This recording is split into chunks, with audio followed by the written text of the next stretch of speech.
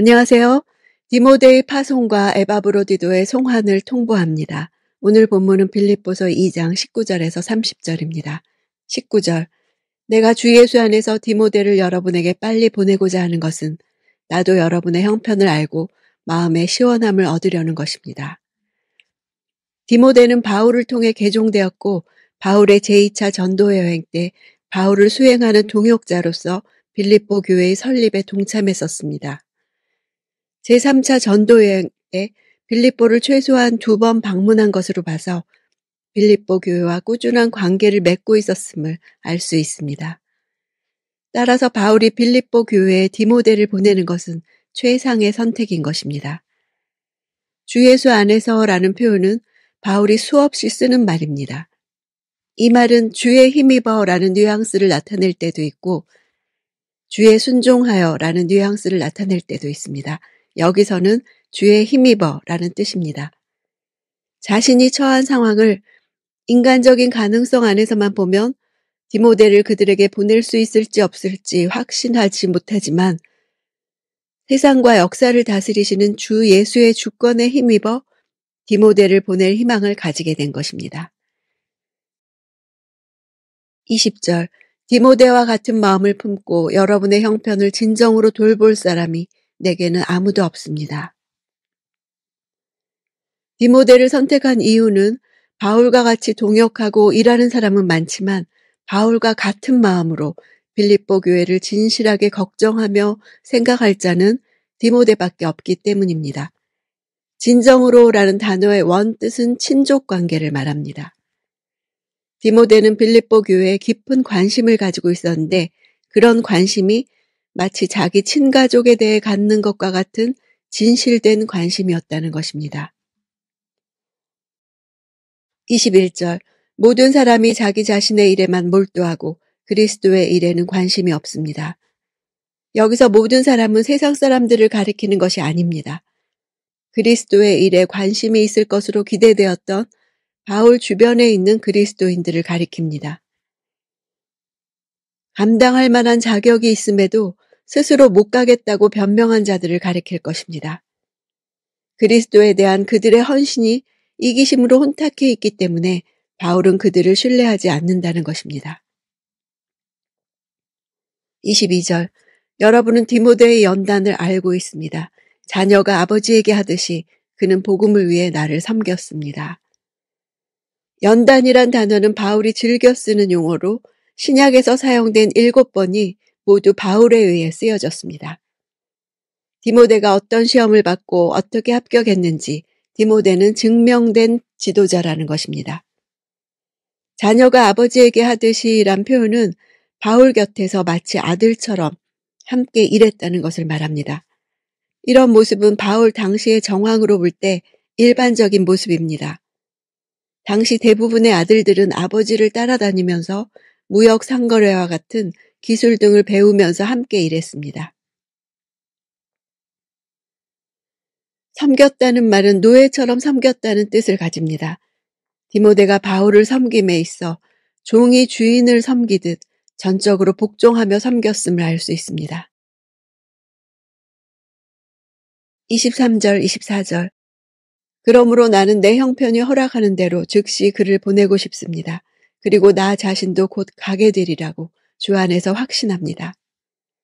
내 형편이란 자신의 재판에 대한 전망을 말합니다. 여기서도 주 안에서라는 말을 사용합니다. 인간적으로는 확신할 수 없으니 세상 만사를 주관하는 주의 도움을 힘입어 확신한다는 것입니다. 주께서 그것을 가능하게 할 것을 확신한다는 말입니다. 믿음의 눈으로 상황을 보고 말하기에 인간적이고 이성적인 판단과는 반대로 확신한다고 말하고 있습니다.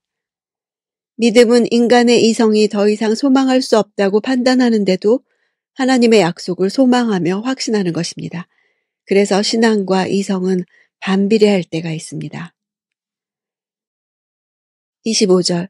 그러나 나는 내 형제이며 동역자이며 함께 군사된 사람이며 또한 여러분의 사도이며 내 필요를 섬기는 사람인 에바브로디도를 여러분에게 돌려보내는 것이 필요하다고 생각했습니다. 함께 군사된 사람이란 동료 군인이란 뜻입니다.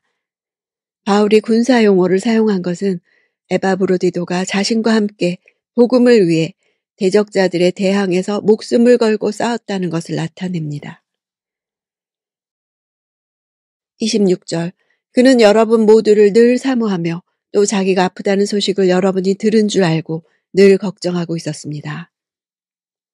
걱정하고 있었다는 단어는 예수님의 겟세마네 동산에서의 심정을 묘사할 때도 쓴 단어입니다. 에바브로디도가 아프다는 소식을 듣고 걱정하는 빌립보 성도들과 오히려 그런 상황을 근심하는 에바브로디도 사이의 사랑의 관계가 잘 나타나고 있습니다. 27절, 사실 그가 병이 나서 거의 죽게 되었으나 하나님께서 그에게 긍휼을 베푸셨고 내게도 긍휼을 베풀어 주셨습니다. 이는 나로 하여금 근심 위에 근심을 갖지 않게 하시기 위함이었습니다.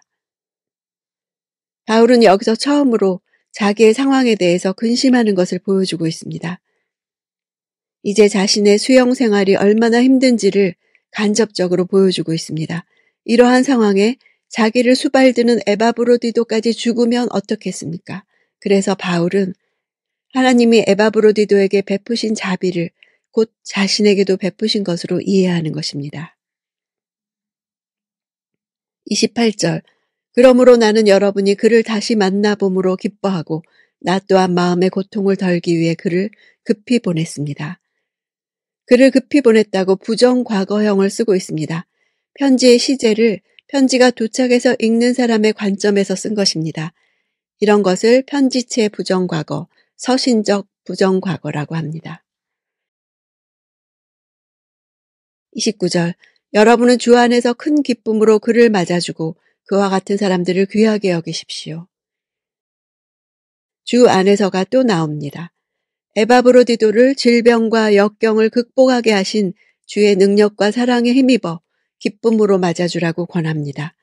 혹 빌립보 교인들 가운데 에바브로디도가 바울에게 짐만 되었다고 불평하는 이들이 있었을지도 모르기 때문입니다. 30절, 이는 그가 그리스도의 일을 위해 거의 죽을 지경에 이르렀어도 자기 목숨을 돌보지 않고 여러분이 나를 섬기는 일에 부족한 것을 그가 채우려 했기 때문입니다. 부족한 것이란 멀리 떨어진 빌립보 교인들로서는 할 수 없는 사명을 그들의 대표인 에바브로디도가 최선을 다했다는 것입니다. 자기 목숨을 돌보지 않았다는 것은 그리스도의 찬송시에 나타난 그리스도의 자기 희생을 따른 사람이었음을 밝히는 것입니다. 섬기는 일이란 단어는 제사장으로서의 직무를 나타낼 때 사용되는 명사입니다. 바울은 에바브로디도가 자신을 도우며 섬기는 일을 개인의 일이 아닌 빌립보 교회의 공식적 파송을 받은 자로서 당연히 감당해야 할 공적 업무로 평가했음을 알 수 있습니다. 세상에서는 어떤 사람들이 존귀 여김을 받습니까? 에바브로디도와 같은 사람은 사회적으로나 경제적으로는 아무런 가치가 없어 보입니다. 그러나 바울은 존귀히 여기라고 말합니다. 겸손이란 단어는 자신의 무가치성에 대한 깊은 인식입니다. 당시 헬라 세계에서 겸손은 지위가 낮은 것을 가리키고 생활이 빈약한 것을 가리키는 등 부정적이고 천한 개념으로 통했습니다. 추구할 가치가 없는 것으로 간주되었습니다. 지금도 그렇습니다. 그러나 우리는 하나님의 절대적 완전하심에 비추어 나 자신을 낮추는 겸손을 추구합니다. 하나님은 그런 사람을 존귀하게 여기십니다. 우리 교회에서는 어떤 사람들이 존귀 여김을 받습니까? 나는 누구에게 존귀 여김을 받고 싶습니까? 사람입니까? 하나님입니까?